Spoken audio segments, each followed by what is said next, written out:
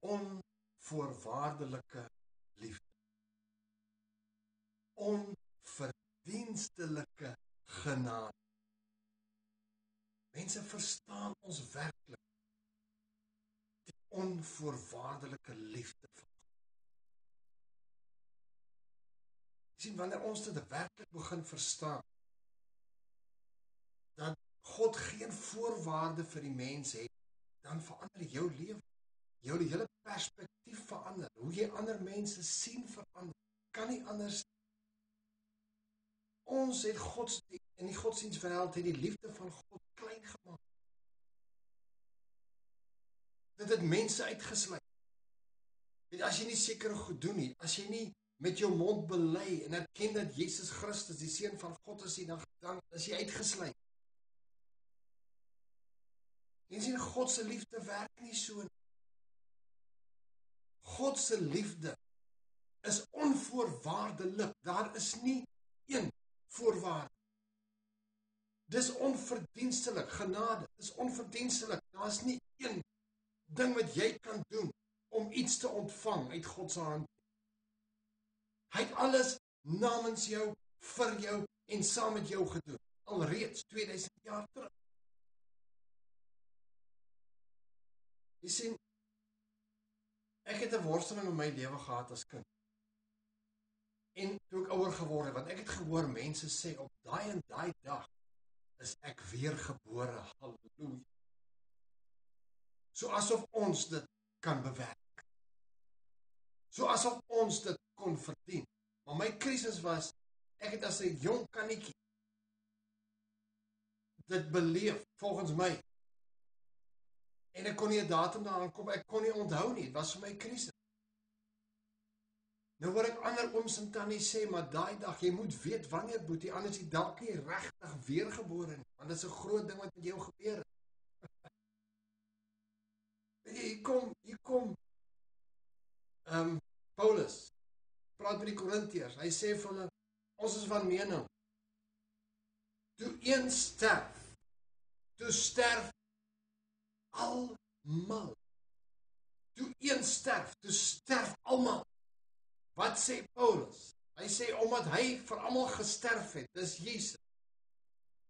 Toe hy sterf, toe assosieer ons almal onsself met hom en hy met ons, en ons almal sterf saam met hom. En ons staan op saam met hom in 'n nuwe lewe. Ek praat nie net van Christen nie, ek praat van elke mens, ongeag van sy dade, van sy geloof. God se liefde is groter as wat ek en jy dit gemaak het. God se liefde is baie groot. Dan gaan Paulus verder. Dan sê hy, daarom kan ons niemand meer sien na die vlees nie.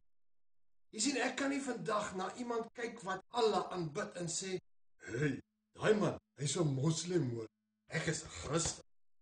Kan dit nie doen nie. God se liefde sluit daai man net soveel in soos wat hy my insluit. En daai man en ek het saam opgestaan met Christus in 'n nuwe lewe. Ons het almal nuwe lewe ontvang. Nou kom Petrus en hoor wat sê Petrus. Hy sê die geskenk van wedergeboorte, dis 'n geskenk. Jy het nie iets gedoen en toe verdien jy dit nie, 2000 jaar terug. Toe Jesus opstaan en ons saam met hom opstaan, toe skenk hy aan jou en my en elke mens wat was, wat is, wat kom, wedergeboorte. Hy skenk aan elke mens wedergeboorte. Dis 'n geskenk. Ons kon dit nie verdien nie.